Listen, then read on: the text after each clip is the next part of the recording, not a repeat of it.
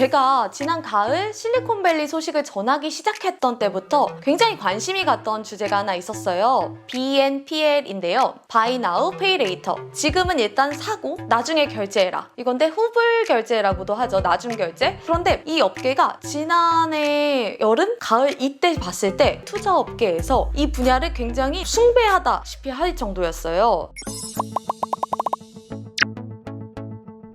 안녕하세요. 와이나 실리콘밸리의 정혜진입니다. 지난해 8월에 트위터의 창업자 잭 도시가 설립한 블록체인 플랫폼 스퀘어에서 호주의 BNPL 업체 애프터페이를 290억 달러에 인수를 해요. 지금 하나로 따지면 38조에 가까운 금액이거든요. 그래서 호주 M&A 역사상 최고 금액을 기록하기까지 합니다. 그리고 바로 다음 달에는 페이팔이 일본의 BNPL 업체 페이디를 인수를 해요. 그러면서 굉장히 시장이 BNPL 업체들의 관심을 기울이고 몸값이 계속해서 올라가는 구조였어요. 그래서 팬데믹 기간 동안 소비의 방식도 비대면으로 바뀌고 소비수요가 굉장히 늘어났잖아요. 그러니까 이 BNPL 업계가 이커머스의 성장붐을 타고 빠르게 성장한 거예요. 그래서 이커머스의 대표 관련주로까지 꼽혔을 정도입니다. 지난 10월에 IT 매체 프로토콜의 기사를 보니까요. 핀테크 전문 VC 대시펀드의 톰서 창립자의 이야기를 들어보니까 이커머스에서 BNPL 서비스를 제공하지 않는다면 뭐가 잘못된 것과 같다. 이러면서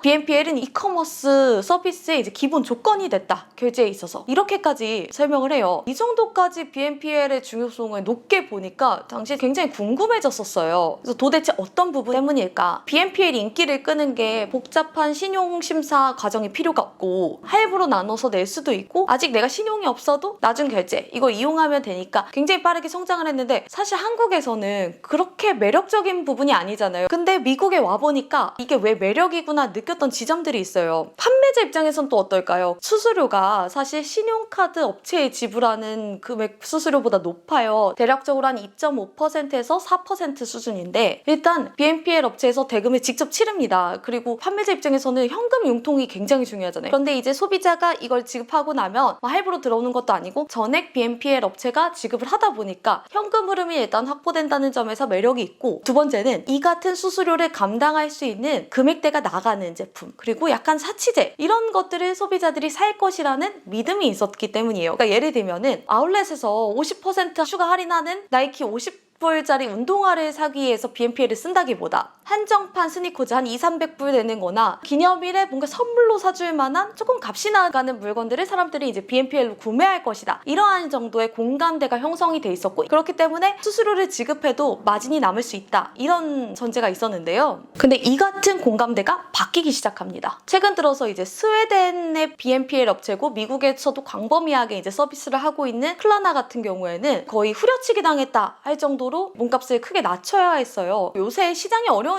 당연한 거 아니야 싶으실 텐데 1년 전인 지난해 6월에 소프트뱅크 계열사로부터 456억 달러의 기업가치 평가를 받았어요. 59조 원에 가까운 금액인데요. 근데 최근에 세카이어 캐피털을 비롯한 기존 투자자들한테 자금 융통을 위해서 투자금을 유치하는데 기업 가치를 무려 65억 달러로 낮췄습니다. 대표적인 글로벌 BNPL 업체, 그러니까 미국 기업이기도 하고요. 어펌이 이제 지난해 1월 나스닥에 상장했을 때 그 시초가가 117달러였어요. 근데 이게 지난 1일 기준으로 85%가량 또 폭락을 합니다. 지금 최근에 기술주를 중심으로 한 나스닥 100이 올 들어서 한 28%가량 떨어진 것과 비교했을 때 이 업계가 특히 낙폭이 너무 커요. 그래서 왜 이런 일이 벌어졌을까 보다 보니까 흥미로운 분석을 봤어요. 판매자 입장에서 수수료가 좀 붙더라도 소비자들이 평소에 사기 어려운 것들을 과감하게 사서 없던 매출이 발생하는 게 굉장히 중요한 포인트였잖아요. 그래서 이런 콜라보들이 굉장히 많더라고요. 보니까 미국에서 이제 팬데믹 때 굉장히 붐을 탄 실내 자전거가 펠로톤이라서 펠로톤이 어떻게 보면 사치제의 상징이 됐어요. 1,100불, 1,200불까지 하는 실내 자전거를 미국인들이 돈을 쓸 데가 없으니까 팬데믹 때 이런 것들을 가정마다 막 이렇게 하나씩 들여놓으면서 펠로톤이 오르기까지 했었거든요. 그래서 이제 펠로톤 같은 경우도 금액이 세잖아요. 그러다 보니까 펠로톤은 어펌이랑 이렇게 콜라보를 해가지고 우리 이 제품을 사면 소비자는 뭐 월 30불 정도의 금액만 치르면 물건을 받아갈 수 있어 라든가, 프리비트라는 곳은 또 실내바이크의 클라나랑 콜라보를 해서 우리 한정판 자전거로 낸 건데 클라나로 뭐 월 얼마에 사갈 수 있어, 아니면 지금 금액을 치르면 이 정도야, 이런 식의 마케팅을 굉장히 많이 했어요. 이들이 원하는 게 굉장히 분명했던 거죠. 그러니까 소비자들이 평소에 내 지갑으로 살기 어려운 거, 할부로는 한번 사볼까 아니면 나중 결제로는 괜찮겠는데 그런 사치제들을 사길 원했는데 지금 좀 상황이 바뀌기 시작한 겁니다. 마샬럭스 하버드 케네디 정책대학원의 한 연구원이 예전에는 사람들이 펠로톤 자전거를 사기 위해서 BNPL을 썼다면 이제는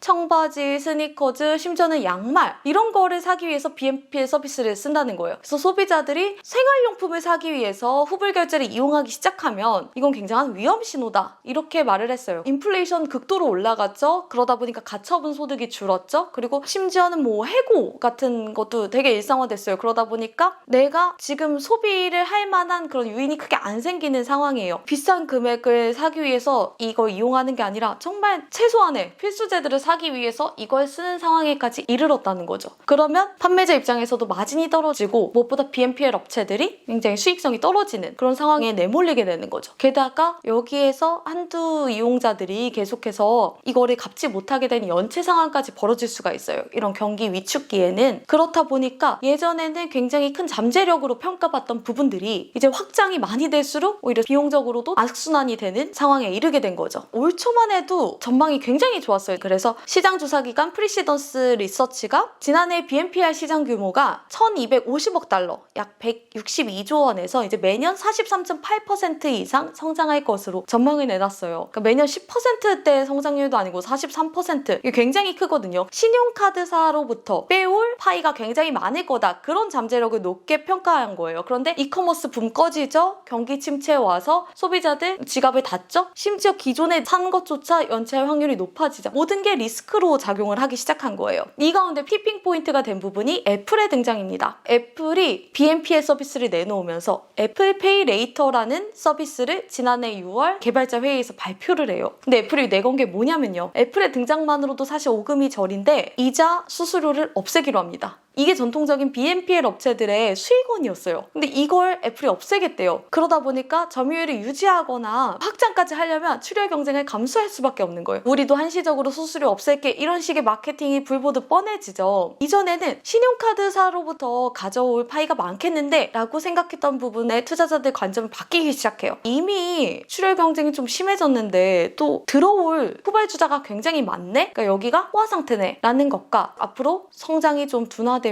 소비자들이 지갑을 닫을 거다, 인풋 대비 아웃풋이 너무 떨어진다, 투자 금액은 크게 내줘야 되는데 그에 비해서 메리트가 없다, 그래서 투자자들도 점점 지갑을 닫고 있는 상황입니다. 그래서 최근에 BNPL 관련주들은 Sell Now, Buy Later 이렇게 일단 지금 팔아라, 이런 리포트까지 나오기 시작했어요. 그래서 앞으로는 당분간 경기 침체 우려로 성장 둔화를 경험할 것이다. 이 어두운 시기를 어떻게 성장 전략들을 모색할지, 1년 뒤에는 다시 어떤 위상을 찾을지 굉장히 궁금해지는 대목입니다. 다시 또 새로운 주제로 찾아올게요. 감사합니다. 구독과 좋아요도 환영입니다. 알림 설정까지 해두시면 매주 업데이트되는 영상을 빠르게 확인하실 수 있습니다.